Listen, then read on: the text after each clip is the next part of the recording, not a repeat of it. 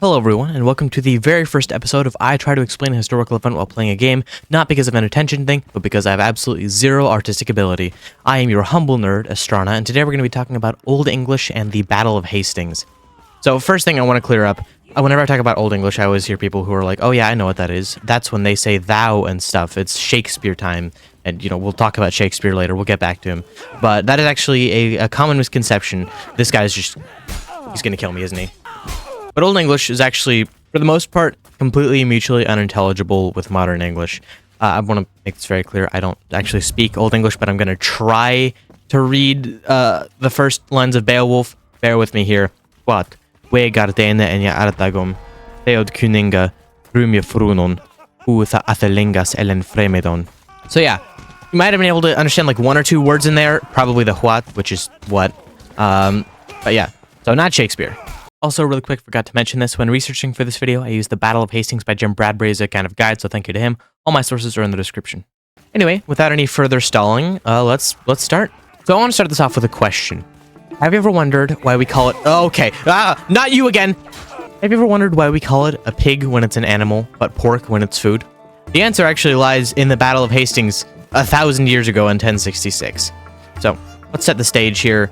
Europe, in the 10th century... unless you were a Viking, was a pretty awful place to live, because the Vikings were just going around, just having a great time, raiding literally everything. One of the places that I particularly enjoyed raiding was France, at that time West Francia. At one point, this guy called Rollo, I believe he was Danish, invaded, and he tried to take Paris, and he failed, and then he tried to take Cheide, and he failed, but the king, Charles the Simple, who has probably the worst title I've ever heard, was like, okay, well, we're not going to be able to get rid of this guy, so we offered him a deal. Went to him and he was like, okay, do you want some land in northern France in exchange for an alliance and your protection? And so Rollo agreed. And he and his Vikings, they went full French. I mean, they learned the language, they converted to Christianity. Rollo actually changed his name to Robert the First. It just kind of goes to show. And over the next couple of decades, centuries, I don't actually know the timeline, they expanded their borders into what we now know as Normandy. Alright, now let's move over to England. Whatever problems France had with Vikings, England had it much worse. I mean, if you were a Viking at that time, and you wanted to go kidnap the Archbishop of Canterbury and hold him for ransom, but when he didn't want to be ransomed, just axe him in the back of the head, you go for it, buddy. That is your God-given right. At that time, England was actually 7 kingdoms, collectively known as the Heptarchy. It wasn't really one country yet. But for a while, the Heptarchy and the Vikings just kind of kept pushing each other back. Actually, at one point, only Wessex, which I believe is on the border with Wales, was independent. But then this guy called Alfred the Great took back London, and from there, his descendants kind of took back most of the rest of England.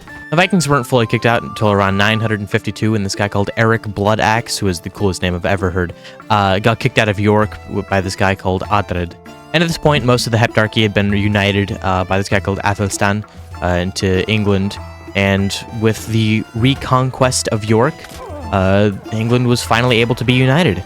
Still, though, even after unification, England was kind of wrought with political turmoil. The extremely popular King Edgar died at 32, and his first son kind of sucked at being king, so he got murdered and replaced with his brother, Achaidh the Unready, who, as it turned out, sucked at being king. Actually, fun fact about Achaidh the Unready, his title is actually a mistranslation of the Old English word onrad, which means bad counsel, which is kind of funny, because Achaidh means good counsel, so he was literally good counsel, bad counsel. Anyway, yeah, his reign was a complete disaster. I mean, it started off with a couple of natural disasters, including a massive flood in 1014, and a couple of diseases they hadn't seen before, one of which was called Cheide, which is exactly what you think it is. And then the Vikings attacked yet again, this time with the express purpose of conquest, rather than just raiding, and actually backed by Scandinavian monarchs this time. So as you can imagine, Achaidh was pretty unready for this, so in a desperate attempt to get them to stop, he just kept throwing money at anybody who would stop attacking them.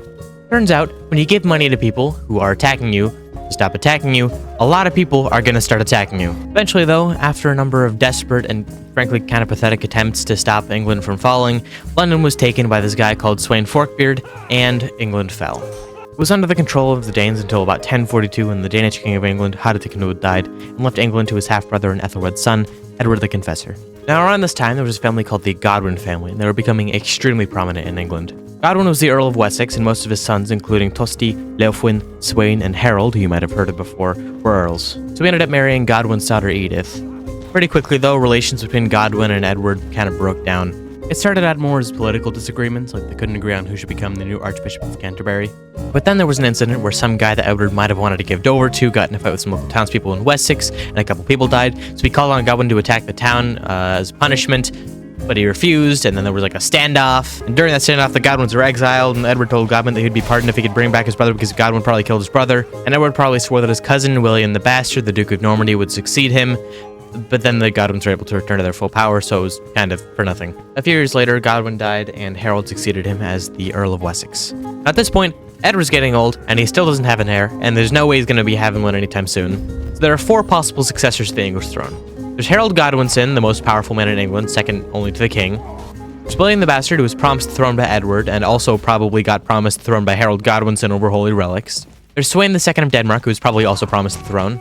And there's this guy, so his name, according to Wikipedia, is pronounced Hardrada, but I'm going to pronounce it Hardrada because that's the way it looks, and Hardrada is kind of weird to say. But it's Harald Hardrada, the King of Norway. So basically, his dad had made a deal with Hardiknud that whichever one of them died first without an heir, the other one would get their respective throne. And Edward was dying without an heir, so he's like, okay, sick, I'm about to become the King of England. But wait, there's a 5th guy. This guy's name is Edward the Exile, and he's the only one with a legitimate familial claim to the throne. He was the grandson of Ethelred the Unready, and after the Danes conquered England, he was sent to Sweden to be killed, but turns out the guy they sent him to was actually friends with Ethelred, or at least an old ally of his, so he got sent to Hungary instead. So now Edward thinks all his problems are solved. It's great. Everything's going to be smooth sailing from here, so he invites him, and he's like, all right, you want to be the king? And he's like, sure. But then he gets to England, and he dies in like 3 days, so that doesn't happen at all. He actually had a son, Edgar, and they were thinking of giving him the throne, but he was like 15, so that idea was thrown out the window. Then, in January 1066, Edward finally died, and the showdown began. On his deathbed, he actually told Harold to protect foreigners in England, implying that he probably actually wanted him to become the King of England. But, you know, that wasn't going to convince William, the other guys. So the day that Edward was buried, Harald Godwinson was crowned the King of England. Things go okay for the first little bit, but then, in May 1066, England gets invaded, and the chaotic events of 1066 begin to unfold. Let's play a game called Who's Invading England This Time? Is it A, William the Bastard, B, Harald Hardrada, C, Sweyn II, or D, that 15-year-old guy? If you guessed E, Harold's brother Tosti, you'd be correct. So in about 1065, Tosti had tried to raise taxes on Northumbria, which he was the Earl of, and in response, they revolted against him. He tried to get help from Harold, but instead, Harold turned around and granted all the demands of the people who were revolting against him. Tosti got exiled, and oh man, was he mad. At first, he went to Normandy to try to align himself with William the Bastard, but then he was given a fleet by his cousin, the Count of Flanders, and he went to the Isle of Wight, which was actually at the time controlled by Harald Hardrada. He then went to the east coast of England and did a couple raids there, and Harold, seeing this, raised an army. But then, pretty quickly, Tosti got defeated by the Earls of Mercia and Northumbria.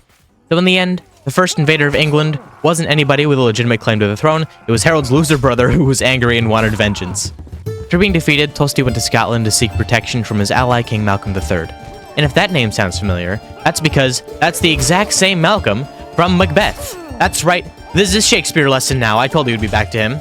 Anyway, a few months later, he joined Harald Hardrada and launched an invasion into England. They actually won the Battle of Folwar just south of York, and they were able to make the 2 earls who had defeated Tosti switch to their side. Unfortunately for Harold, they attacked in September, which is kind of considered the off-season for invasions. And he didn't want to waste resources, so he had dismissed his entire army. And now, there was pretty much no one else to fight them, so he had to bring them all right back. So Harold took his no doubt by now very exhausted army all the way to York, and the 2 armies met at Stamford Bridge. He was able to catch Hardrada off guard, and his army was not ready.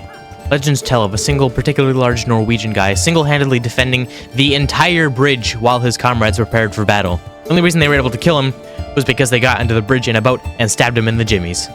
I don't know if this is actually true. From what I hear, it's loosely backed by evidence, but I'm going to choose to believe it's true because it's my favorite thing.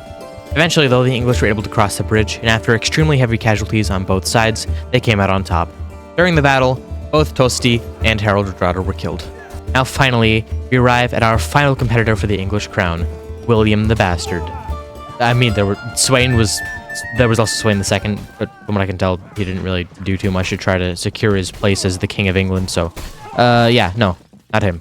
Now, for the last little while, William had been waiting on the north coast of France, just waiting for the wind to cooperate because it was blowing in the wrong direction, and he just sat there for a full month, just waiting for the wind. And eventually, on September 27th, it cooperated. That was really bad timing, because that was 2 days after the Battle of Stamford Bridge. So, as you can imagine, Harald was not in a great place. Pretty quickly, Harald headed south towards London to try to establish it as like a base of operations. After a couple of days, though, he left there and headed directly towards William. Finally, the two armies met at a hill near the Battle of Hastings. Immediately, the English set up a shield wall on the hill, and there was probably a bit of a shouting match before the battle began. Then, the Norman infantry charged up the hill, and the Battle of Hastings began. Initially, things seemed to be going in Harold's favor. I mean, the Normans were trying to break through his shield wall to create gaps for the cavalry, but they were holding fast, and it was not happening. And at this point, things are not looking good for the Normans. I mean, they cannot break through that shield wall. And some people think that William's dead. And some people are starting to run. And if you know anything about, like, the Middle Ages or medieval warfare, you know that when your army starts to run, it's pretty much over for you. Because at that point, it's almost impossible to start to control them, to have any sense of coherence or structure or chain of command. Then a bishop waves a big stick around, and William takes off his helmet to show that he's alive, and the army stops running. So William valiantly charges towards the English, his army in tow, but still neither side can really gain an advantage. William himself even has quite a time, because his horses just keep dying from under him. He finds a horse, and then he rides it, and then it dies, and he has to go find a new one. This happened, I think it happened like 3 times. It was not a fun time for him. Then, something happens that would change the tide of the battle. Once again, the Normans begin to run, and the English, or at least most of them, break their shield... What? Sir, the English break their shield wall and start to run towards them. It was exactly what William wanted. Suddenly, the Normans turned and fought, and their cavalry encircled the English, just absolutely massacring them. The Normans then attacked the remaining English who stayed in their shield wall. During the battle, Harald was killed, possibly by being shot in the eye, possibly by being hacked to bits by a guy on a horse, or possibly both. There's also depictions of him getting 4v1 by William and like 3 other guys, but I don't think that's very credible, so, no. Cool image though. Hey, editing Estrada here. I actually did a little bit more research on the subject, and it seems like there actually are a decent amount of sources that think this is how Harald died. The original story was from a song called the Carmen de Hastings Proelio, song of the Battle of Hastings. And some have claimed that the Bayeux Tapestry, which depicts Harald with an arrow in his eye, either as Norman propaganda, or that the arrow was stitched in a couple centuries after it was made and it was originally a spear, or that the person with an arrow in their eye isn't actually Harald, but either way, something that the Carmen de Hastings Proelio is more credible. I still think it's more likely an over-exaggeration for the sake of a cool story, but, you know, it is possible. Eventually, the English shield wall broke, and the Normans were victorious. Still, William's battle for the throne wasn't over.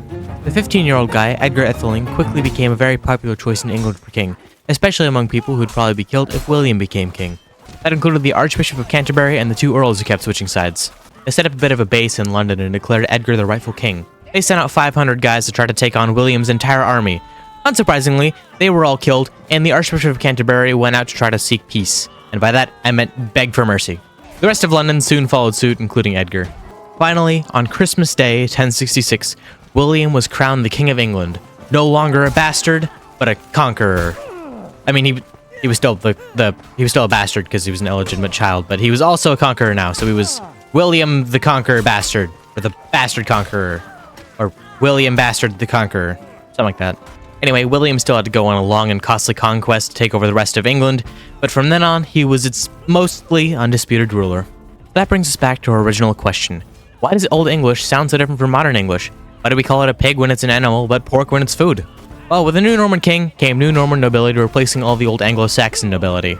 These guys brought over the French language with them. Because of this, a lot of changes to the English language were made.